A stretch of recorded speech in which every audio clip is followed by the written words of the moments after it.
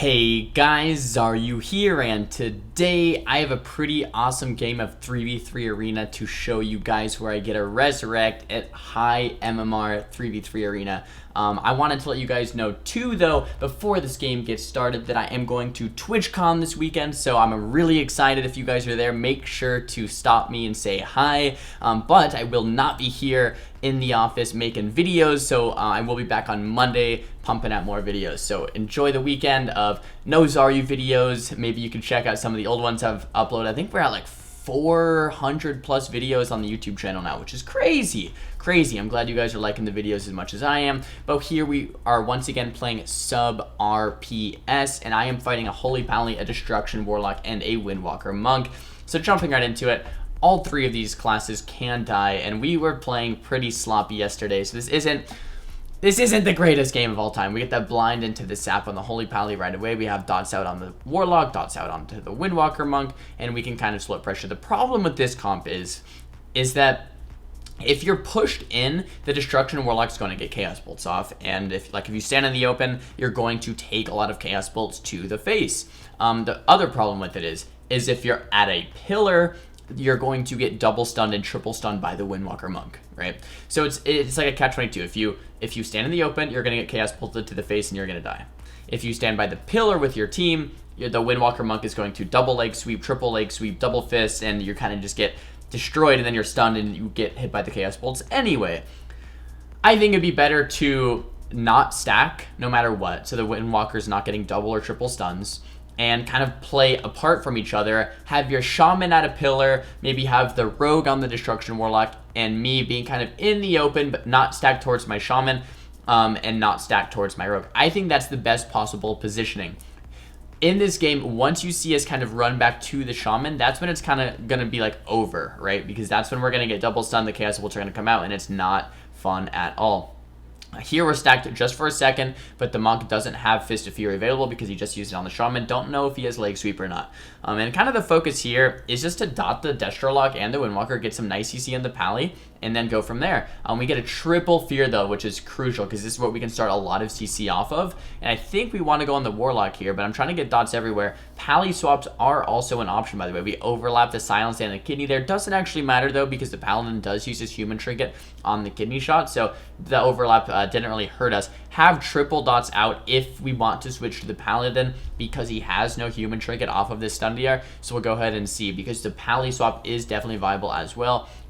My Rogue though getting very low, so I do decide to mind control the Warlock to try to interrupt these Chaos Bolts, trying to get to line of sight. But this is the problem, right? If I'm line of sighting with my Shaman and the Monk gets back to us and stuns both of us, this is where it can go downhill pretty quickly. Get another triple Fear there, and my Rogue saps the Paladin after the Fear, so actually a very nice sap there coming out from my Rogue. Paladin's out of CC though and uses the Sacrifice on to the Warlock. And look at this, since we're stacking a little bit, we did get double stun, which is pretty unfortunate. Kidney shot comes out on the Monk, Monk gets low. The wall from the Monk is used, and the second Sacrifice from the Paladin's also used. This is really good. We got both sacrifices, we got wall. Mind control the Monk, or mind control the Warlock rather, to try to stop this incoming damage. But look at us, now we're stacked and we get triple leg sweep. No, Xaryu, why? It's the one thing I was like, we don't want to stack. We do manage to survive though, that double or triple Fear coming out once again, so the Fear's really helping us out this game. Into the full Hex, Warlock getting very low, has a Spell Reflect up, full Silence on the Hex.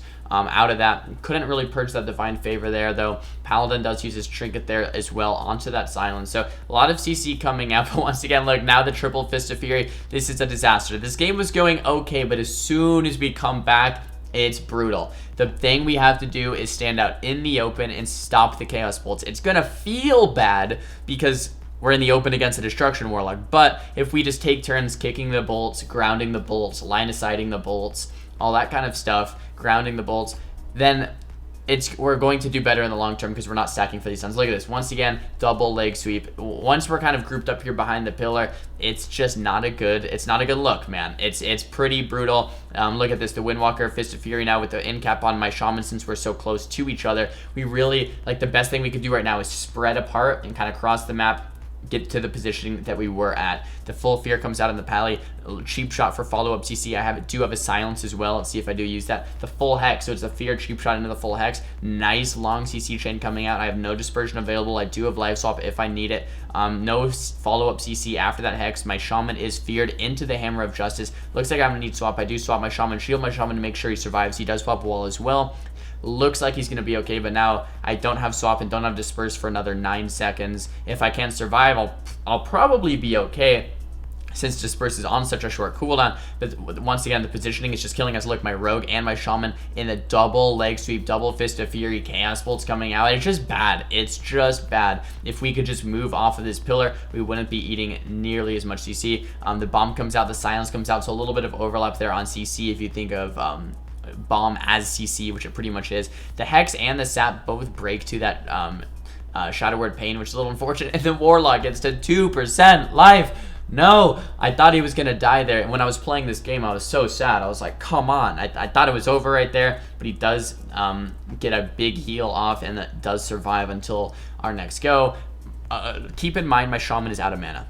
The paladin is 90% mana still. I am forced a dispersion here. Maybe a bad disperse. Maybe I could have held that disperse. Full fear coming out onto the paladin now. My shaman is paralyzed. My rogue's getting very low. The monk is getting very low. 20% HP. The sacrifice comes out from the paladin. At this point, we are, like, dampening is set in, and we're rotting a lot of them, right? Like, this is going okay. Getting very low HP. Trying to do my best to line of sight the bolts, but once again, I'm kind of line sighting the bolts, but I'm stacking for the monk. Mind control the monk when I'm about 10% life, running the monk very far. My rogue's in trouble too. Shield my rogue. I'm trying to get some more VTs out. Paladin bubbles. My rogue's very low, trying to get some off heals, throwing out some mind controls all over the place. Throw out that triple fear to keep us alive. My rogue's at 8% life now, throwing him a shield. Just doing whatever I can to survive, trying to get some more vampiric touches out for the self-healing. Silence comes out on the paladin's very low, 20% life, 15% life. I just can't quite get there to finish him off. Triple stun. I do trinket it into the full fear though, which is pretty unfortunate. Sitting the full fear pally, if we could just get a little bit more damage onto him, he would die. Somehow we're still alive. My shaman metaphor is doing an incredible job of keeping us sustained here in this moment. The full kidney comes out, and I thought it was going to be over there, but he does have that bop available for it. Fragility onto my rogue. Now rogue is still in so much trouble trying to get these dots out. Do have dispersion available if I need. Pressure is turning back around onto pretty much all of them now, but the wall on the warlock is used, so it looks like he's going to be okay for now. Dotting the pally still. At this point, we can kill any of the three. They all have no trinkets in the next stun if we survive. Full silence out onto the paladin. Monk's getting low, pally's getting low, warlock's getting low, but we're all dead as well. So I don't know how we survive this. Full kidney shot out on the monk on the other side of the pillar. I'm doing my best to survive. I disperse, and the monk does go down. This was like, in this moment, we're like, yes! And I think we were maybe celebrating a little bit too soon, because Rodak was like, dude, screw these guys, man. They're playing so lame. And like, he was getting all excited. And then my shaman's still like, dude, I'm out of mana. Like, you're pretty much dead. At this moment, I'm like, okay, let's focus up. The fear comes out onto metaphors. Rodak's getting low. The chaos ball comes off. The Hajj comes off, and he just goes down. So it was a fear on metaphors, Hajj on Rodak, and they just died. Pretty unfortunate there. I don't know if there was much we could have done to stop that, except my rogue really just playing very defensive, trying to get something like a re-stealth while the fear was out onto the shaman. But now it's a 2v2 situation, and it's like, come on. 2v2 from a 3v3 is like not the greatest scenario, right? Especially when it's a destruction warlock and a shadow priest.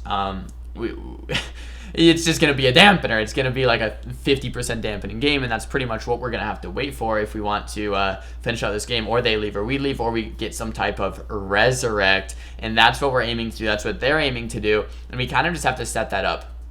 So a lot of this game, I was kind of dotting the warlock and the paladin, and then for a while we were trying, okay, maybe let's just dot the warlock and kind of fear hex the paladin, and right now my shaman is getting a drink, right? So that's why I'm kind of in here alone, pushed in, having my shaman get that drink. My shaman does get that drink, so it looks like we're going to be okay as far as mana. But for a while, then we tried to CC the paladin and try to kill the warlock, which was working okay, but then setting up the res is difficult to do. But if you can do it, then obviously getting the rogue back means it's pretty much GG as well, unless he dies again in another Hammer of Justice. But I'm going to skip through this a little bit, guys. It was a very long 2v2 match. I don't know who should win this. I don't know who should win this. It seems like the Shadow Priest R Shaman, once Dampening kicks in a little bit, has a slight advantage because we can just pillar, dampen, and just sheer line ground all of the Chaos Bolts, not really take too much damage from the Warlock, and then eventually, look, I just double feared them on that Chaos Bolt cast, and eventually should be able to just dampen these guys out. If we couldn't get a res, I think we'd eventually be able to win. Chaos Bolt actually not being landed. I ran through it last second there. I'm not sure if there's going to be a grounding totem. No, I am just going to eat that Chaos Bolt. Standing in the Fell Flame there, moved out of it. Make sure you want to move after every Chaos Bolt or else that Mortal Strike effect. But look at this. The line of sight just peeking in and out of the corner every time he's casting is kind of what's allowing me to survive, right? I'm just not letting him get his big bolts off, and that's kind of like the weakness of a Destruction Warlock without a stun. That's why they want to play with something like a Windwalker, or Destruction Warlock Shadow Priest works as well, because you can either let the Destruction Warlock cast or the Shadow Priest cast. But yeah, a solo Destruction Warlock, it's kind of hard. It's kind of hard to land that kill. But look at this. They're both running towards my Shaman, so I'm casting a res here starting right now. And I was like, if you can root the Warlock or do anything to the Warlock, like right now, I would get the res, get it to about 80%, and it does get stopped. And I was like, oh, come on. I was super sad in this moment, but I was just like, all right, continue playing.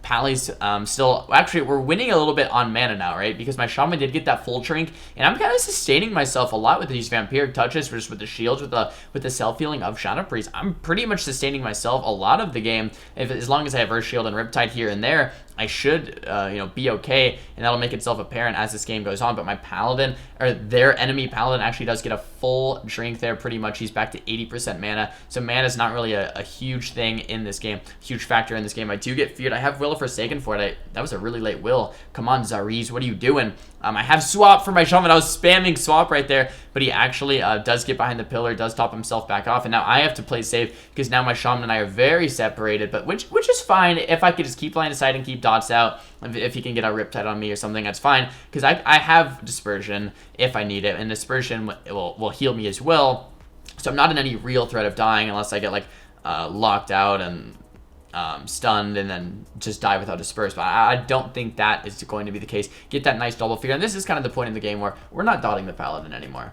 We are kind of going for like Fear, Silence, Hex type of CC combinations and doing a big goes onto the Destruction Warlock, and it's working. We got the bubble, we got the sack. We're forcing cooldowns once again, trying to play very safe. I almost died right there. Pretty ballsy holding on to Disperse, but I do actually manage to hold on to it. We do use Spirit Link instead, though. We're both getting very low, but if we just keep lining and keep sustaining, I think our health should slowly go up, because that was kind of like a big burst window for them. But as this game goes on, guys, I'll keep skipping through it. I know you don't want to watch a 25-minute 2v2 match. My Shaman's going for a res here. It doesn't look like he's going to get it, though. Looks like he's going to be stopped there by the Paladin. Silence actually gets reflected there, which is a little unfortunate as well. Skipping through this game some more. So the more I'm coming off the pillar, it's just bad. I don't think it's very good to be in the open, because I want to line these Chaos Bolts. Like, even that bolt that landed right there, if I was closer to the pillar, I would have been able to easily line that. But since I was out from the pillar, I couldn't line it as well.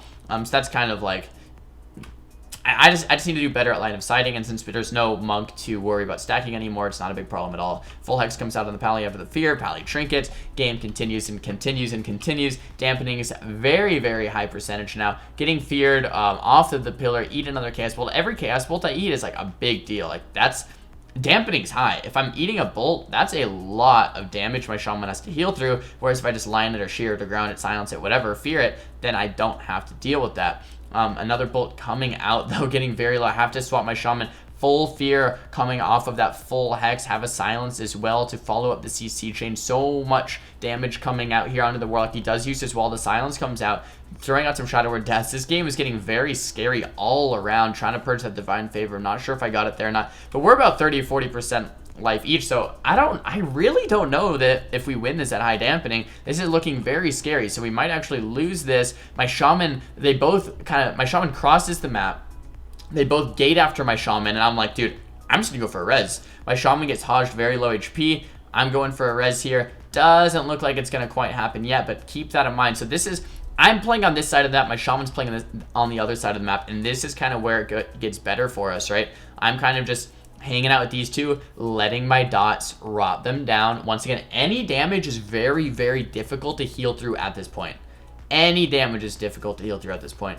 going for another resurrect to bait them towards me. They come towards me, cancel the resurrect, but that's fine. My shaman can even shrink if he wants. I'm just throwing up any dot that I can, making sure to minimize damage taken, right? It's almost like pretend it's 100% dampening and healing doesn't exist. Then the best way to play would just be to line of sight and spam Shadow Word Pain. So that's kind of what I was going for. But look at this. They're like, okay, we can't hit this Shadow Priest. He's just spamming dots on us. So they kind of run to my Shaman because my Shaman just drank the full mana. They're like, we can't hit the Priest. Let's run towards the Shaman. They run towards the Shaman. The Warlock gets rooted. The Paladin gets hexed. The Cross EC comes out. And we do land the res in 3v3 arena, which is very, very, very rare that you see that, but we did manage to land the res. My rogue comes back up, and we do manage to get, it's actually not even an easy win at this point. We have some cooldowns to work through, the bops, the walls, the bubbles, the sacrifices, the trinkets, the pally wall, but we do manage to work through it eventually here, and the Warlock does finally fall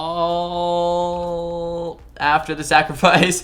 Oh wow, this actually took a while for us to kill them, and the Warlock finally falls. They do go down. We are victorious.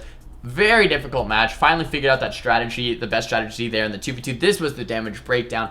Top damage over the destruction Warlock, barely though, and that we took out almost a 2600 team. So very happy to take the win on that game, guys. Hopefully you enjoyed the match. Thumbs video up if you did. Thumbs it down if you didn't. Talk to me in the comments below about what you guys want to see for next time. And if you guys see me at TwitchCon, make sure to say hi. Don't forget to subscribe. I'll see you guys next time. Peace.